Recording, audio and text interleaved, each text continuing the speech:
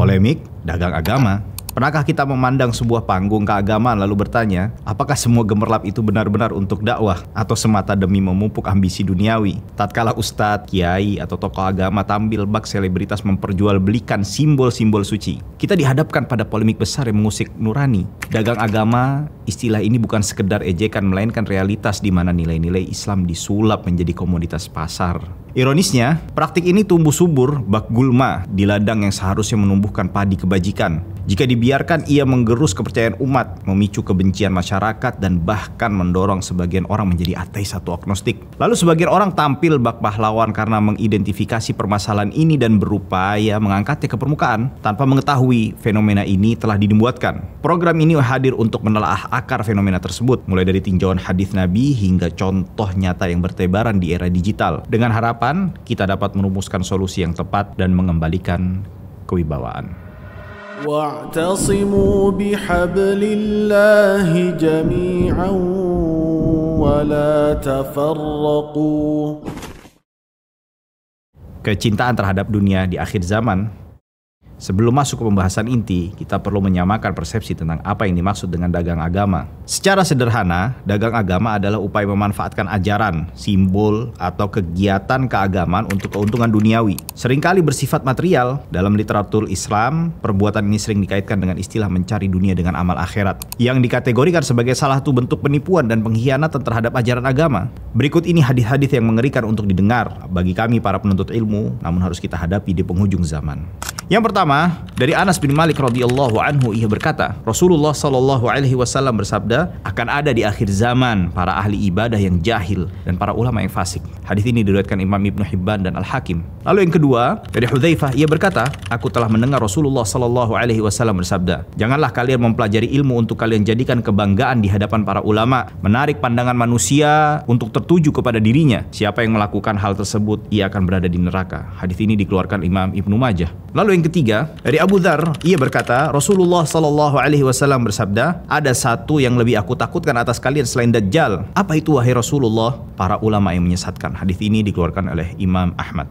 Sejumlah ulama menganggapnya sebagai bagian dari fenomena ulama su atau ulama buruk yang menggadaikan nilai-nilai Islam demi popularitas atau harta. Konteks ini menegaskan bahwa ilmu agama dapat menjadi alat untuk meraih pamor. Ketika hal ini digabung dengan realitas akhir zaman yang Nabi gambarkan penuh dengan fitnah dan kecintaan pada dunia, maka tak heran jika lahir fenomena dagang agama. Lalu Nabi SAW juga mengatakan, demi Allah, bukankah kefakiran yang aku takutkan atas kalian? Akan tetapi yang aku takuti ketika dibentangkan dunia untuk kalian sebagaimana yang dibentangkan kepada orang-orang sebelum kalian. Lalu mereka berlomba-lomba sebagaimana mereka dahulu juga berlomba-lomba untuk mendapatkannya, hingga kalian dilalaikan sebagaimana dahulu juga mereka dilalaikan. Hadis ini dikeluarkan oleh Imam Al-Bukhari. Dan menjadi sebuah ironi ketika Nabi SAW memperingatkan bahwa fenomena seperti ini terjadi pada kalangan ulama, agamawan yang notabene menjadi panutan dan rujukan. Berkata Al-Hasan Al-Basri, matinya hati merupakan hukuman bagi seorang ulama. Matinya hati ditandai dengan mencari dunia dengan amalan akhirat. Analogi logisnya, pengacara menjual keadilan. Bayangkan seorang pengacara yang seharusnya membela kebenaran, namun justru menjual hukum pada pihak yang membayarnya paling tinggi. Bukannya menegakkan keadilan, ia memanipulasi fakta dan hukum negara demi uang. Demikian pula ulama yang seharusnya menegakkan syariat Allah, namun malah memutarbalikkan untuk keuntungan materi. Permasalahan ini terus membesar dengan banyaknya faktor pendukung seperti sistem kepemimpinan demokrasi yang membutuhkan suara ulama untuk menjaring pendukung, kajian agama sebagai entertainment, dan faktor lainnya.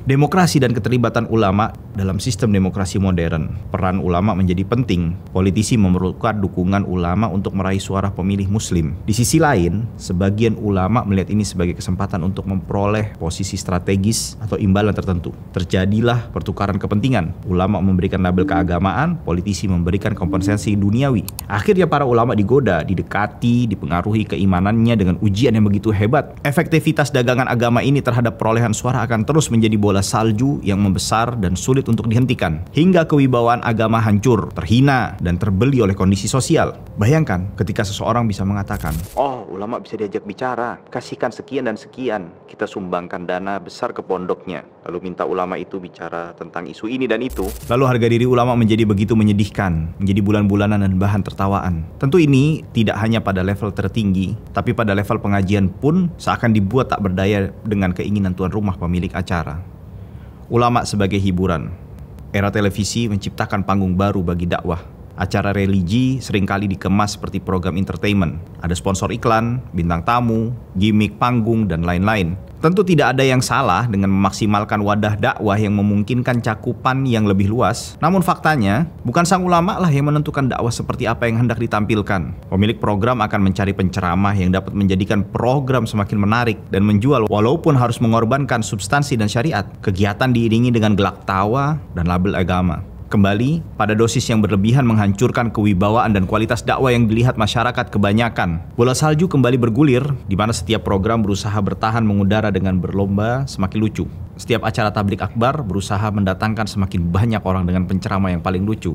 Bahkan, penontonnya sudah lebih dulu tertawa ketika sang ulama baru saja naik memegang pengeras suara. Faktor-faktor pendukung lainnya, maraknya media sosial dengan platform seperti YouTube, Instagram, TikTok, dai yang mampu membungkus konten secara menarik akan melejit popularitasnya. Tentu platform ini telah banyak membantu dakwah yang baik dan membangun, tidak bisa kita generalisasi sebagai penyebab keburukan. Namun mendorongnya terjadi fenomena masyarakat yang haus akan hiburan, tidak kuat mendengar ceramah 10 menit, apalagi 1 jam. Dijejali dengan konten ringan juga menarik sehingga menuntut dakwah pun disajikan demikian. Mengurangi minat baca dan konsentrasi panjang, hingga mewujudkan masyarakat yang sangat awam dan mudah tergiur provokasi juga bersegera memberikan ejekan. Apa yang terjadi? Dakwah dituntut menghibur dan kekinian, walaupun harus mendatangkan penceramah dengan biaya yang mahal, dan inilah yang menjadi pintu persaingan komersial. Efek bola salju, begitu satu dai sukses dengan jualan agama, yang lain tergoda meniru. Akhirnya terjadilah lingkaran setan di mana pasar menuntut hiburan religius, sponsor menuntut peningkatan profit, dan dai berusaha menyesuaikan diri dengan kemauan sponsor. Lambat laun, esensi dakwah bisa terkikis. Analogi logisnya, bayangkan sebuah grup nasyid yang pada awalnya bertujuan untuk syiar. Namun, ketika pasar mendekati mereka, menuntut hal-hal tertentu, misal tema romantis, kolaborasi artis pop, grup dakwah nasyid ini beralih menjadi musisi, mengikuti arus penawaran menggiurkan penjualan album. Hal ini terjadi setelah mereka mendapatkan banyak pengikut pada fase awal dakwahnya, lalu berubah ke arah yang menguntungkan secara finansial dan tidak lagi berfokus pada tujuan awal. Begitu pula dagang agama, di mana pasar mengarahkan konten dakwah sesuai selera massa, bukan kebenaran murni. Misal, awalnya podcast agama yang telah berhasil mengumpulkan umat, lalu atas tuntutan sponsor dan komersialisasi, berubah menjadi podcast komersil dengan pembahasan yang bahkan berbahaya bagi agama. Jualan agama di dunia nyata, online, dan offline. Untuk melengkapi pemahaman, berikut beberapa contoh peristiwa jualan agama yang dapat ditemukan secara online maupun offline. Yang pertama, penjualan surat jaminan surga. Kronologinya, seorang oknum mengaku memiliki izin untuk menerbitkan surat jaminan surga kepada jamaah yang menyetor donasi bulanan. Yang kedua, minyak karomah penarik rezeki. Minyak dijual oleh ustadz influencer, diklaim dapat meningkatkan rezeki dan wibawa penggunanya. Modusnya, memanfaatkan pengaruh sang ustadz di media sosial, testimoni palsu, dan narasi keajaiban. Dampaknya menambah sinisme publik, terutama kalangan muda yang melek internet, memandang agama sebagai sarang tahayul. Yang ketiga, amulet doa kelancaran bisnis. Kronologinya, dijual di platform e-commerce disertai klaim didoakan khusus oleh kiai tertentu, seharga ratusan ribu hingga jutaan rupiah. Sebagian testimoni pembeli merasa tenang, sementara banyak ulama menegaskan hal ini tak berdasar. Yang keempat, air doa. Memang betul, terdapat riwayat dan dalil terkait bisanya air dijadikan media ruqyah, doa dan penyembuhan. Dari Thabit ibn Syammas, Rasulullah SAW pernah datang menemuinya lalu membacakan doa, hilangkanlah penyakit wahai Tuhannya manusia. Dan dari Thabit bin Syammas lagi, lalu beliau mengambil tanah dari daerah Buthan dan beliau taruh di wadah air yang terdapat air, lalu beliau menuangkannya kepadanya. Hadis ini dikeluarkan oleh Imam Ibnu Hibban. Al-Imam Ibnu Muflih juga berkata, Imam Ahmad menuliskan di wadah yang berwarna putih yang berisikan air atau pada sesuatu yang bersih untuk wanita yang mengalami kesulitan saat persalinan dengan nama Allah yang tidak ada sesembahan selain Allah Al-Halim Al-Karim, Maha Suci Allah, Tuhan Arsy yang agung. Seolah-olah mereka hanya tinggal di dunia sesaat saja pada siang hari. Nasihatmu itu merupakan peringatan dari Allah. Pada hari mereka melihat hari berbangkit itu, mereka merasa seakan-akan tidak tinggal di dunia melainkan sebentar saja di waktu sore atau pagi. Lalu perempuan tersebut diminumkan air dan Imam Ahmad memercikkan dengan yang tersisa pada dadanya. Itulah dalil akan penggunaan air sebagai media doa dan pengobatan. Namun untuk diperjualbelikan, apakah tidak ada lagi nilai keikhlasan pada sebuah doa sehingga menjadi tertawaan orang awam? Terlihat jelas bagaimana jualan agama menampakkan wajahnya. Mulai dari jaminan surga palsu hingga garam ruqyah, semua memanfaatkan kepercayaan umat demi keuntungan pribadi. Perhatikan peringatan Nabi SAW berikut ini.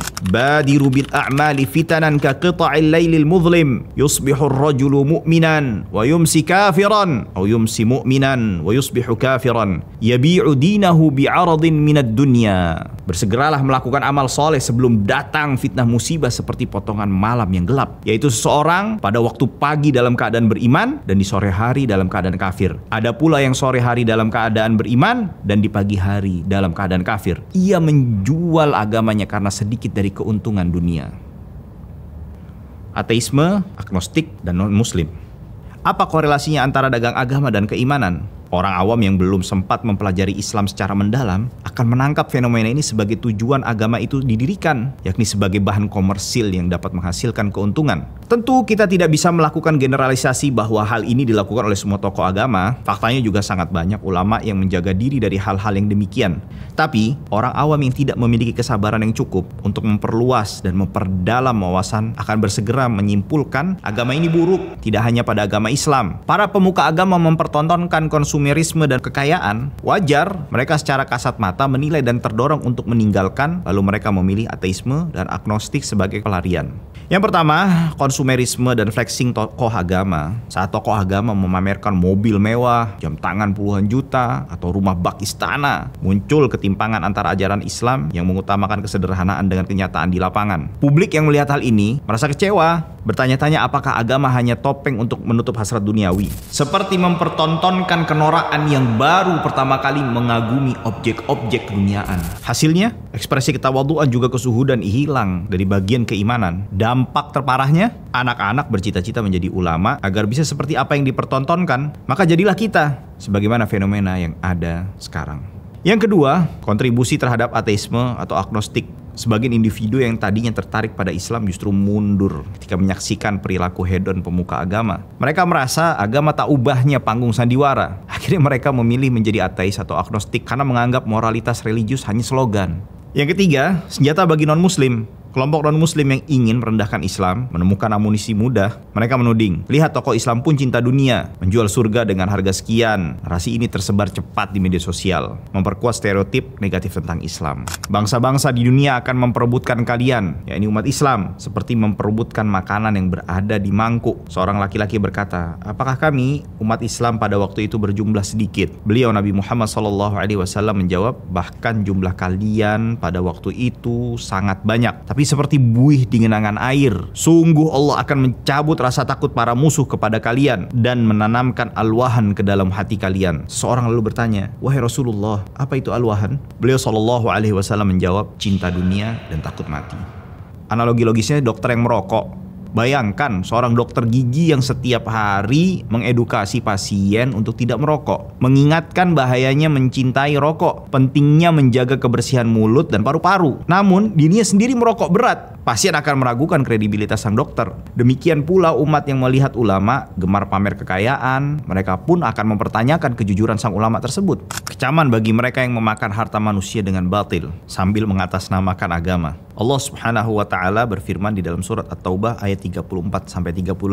Wahai orang-orang yang beriman, sesungguhnya banyak dari para rabi dan rahib benar-benar memakan harta manusia dengan batil serta memalingkan manusia dari jalan Allah. Orang-orang yang menyimpan emas dan perak tetapi tetapi tidak menginfakkannya di jalan Allah, berikanlah kabar gembira kepada mereka bahwa mereka akan mendapatkan azab yang pedih pada hari ketika emas dan perak itu dipanaskan dalam neraka jahanam, lalu disetrikakan pada dahi, lambung, dan punggung mereka, seraya dinyatakan, inilah apa harta yang dahulu kamu simpan untuk dirimu sendiri yang tidak diinfakkan, maka rasakanlah akibat dari apa yang selama ini kamu simpan. Nabi Muhammad SAW juga bersabda, sungguh kalian akan mengikuti jalan orang-orang sebelum kalian, sejengkal demi sejengkal, sehasta demi sehasta, sampai jika orang-orang yang kalian ikuti itu masuk ke dalam lubang dhab yang sempit sekalipun, pasti kalian pun akan mengikutinya. Para sahabat berkata, wahai Rasulullah, apakah yang diikuti itu adalah Yahudi dan Nasrani? Beliau lantas menjawab, lantas siapa lagi?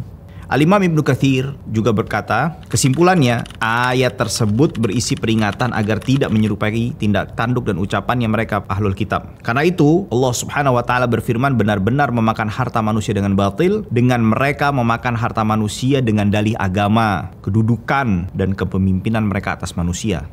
Al-Imam Sufyan ibn Uyainah berkata, siapa saja yang rusak dari kalangan ulama kita, maka terdapat kemiripan pada dirinya dengan orang Yahudi. Siapa saja yang rusak dari kalangan ahli ibadah kita, maka terdapat kemiripan dengan orang-orang Nasrani. Fenomena umroh cukup sekali, sejumlah biro travel umroh bahkan mempromosikan untuk melakukan 1 kali umroh dalam setiap kunjungan dan tidak melakukannya lebih dari itu. Kenapa? Supaya segera daftar umroh lagi. Ketika hal seperti ini dipromosikan di media sosial, lalu apa yang terjadi? Jamaahnya menjadi ragu untuk kembali melaksanakan umroh kedua. Sedangkan Al-Imam An-Nawawi rahimahullahu ta'ala berkata, Asy-Syafi'i dan ashabnya berkata, sepanjang tahun merupakan waktu untuk mengerjakan umroh, maka diperbolehkan untuk berihram untuk melakukan umroh sepanjang tahun dan tidak dimakruhkan untuk dilakukan pada waktu tertentu, baik itu pada bulan haji atau selainnya, dan juga tidak terlarang untuk mengulangnya dalam 1 hari, dan kebolehannya itu tanpa disertai hukum makruh di dalamnya, dan juga tidak dimakruhkan untuk mengerjakan umroh sebanyak 2 atau 3 kali atau bahkan lebih dalam 1 tahun. Bahkan disukai untuk memperbanyak umroh tanpa ada perbedaan pendapat di antara kita, yaitu para ulama madhab Syafi'i. Betul, memang terjadi perbedaan pendapat di antara para ulama mengenai hukum mengulang umroh dalam 1 tahun. Imam Malik tidak memperbolehkan untuk mengerjakan umroh lebih dari 1 kali dalam 1 tahun. Imam Ahmad memperbolehkannya, hanya saja dalam mengulang umroh hendaklah jangan dilakukan secara berturut-turut tanpa memberi jeda antara 1 umroh dengan umroh berikutnya. Beliau menganjurkan untuk memberi jeda selama 1 bulan. Ini adalah permasalahan yang para ulama berbeda pendapat di dalamnya, yang kita harus saling menghargai dengan tidak melarang siapapun yang mengikuti dan mengerjakan salah satu dari pendapat tersebut. Sebagaimana sebuah kaidah yang disampaikan oleh para ulama, la inkara fi masailil ijtihad. Tidak boleh mengingkari dalam masalah yang dasar pijakannya adalah ijtihad. Sehingga tidak terjadi anggapan juga sinisme umat terhadap pembatasan umroh kedua oleh sebagian travel umroh dan tidak oleh sebagian besar lainnya. Solusi. Pada akhirnya, dagang agama bukan hanya menggerogoti nilai-nilai suci Islam, tetapi juga menanamkan bibit keraguan di hati para pencari kebenaran. Praktik ini menjauhkan umat dari esensi tauhid, menumbuhkan kecemburuan sosial, dan menyajikan bahan ejekan bagi mereka yang mencari alasan untuk merendahkan Islam. Jika dibiarkan, kita tidak hanya kehilangan ketulusan dakwah, tapi juga merusak masa depan generasi ke depan yang seharusnya tumbuh dengan pemahaman agama yang jernih dan mendalam. Kita tidak bisa serta-merta menyalahkan ulama, dai, atau lembaga dakwah secara keseluruhan. Masih banyak sosok berintegritas yang menolak segala bentuk eksploitasi agamawan. Namun, kehadiran segelintir oknum dan ekosistem yang mendukung praktik dagang agama sudah cukup untuk memancing kegaduhan. Disinilah perlunya kesadaran kolektif. Kita harus kritis, tidak mudah terpesona oleh tampilan luar, dewasa dalam mengambil setiap sikap dan keputusan.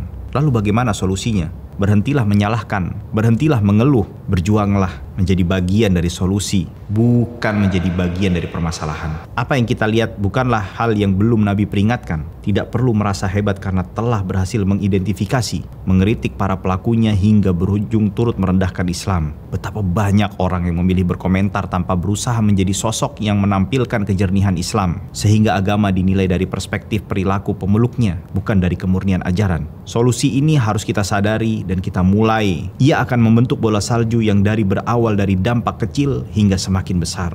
Wahai saudaraku, sadarlah, camkanlah, jadilah bagian dari solusi, bukan bagian dari permasalahan. Wa'tasimu bihablillahi jami'an ولا تفرقوا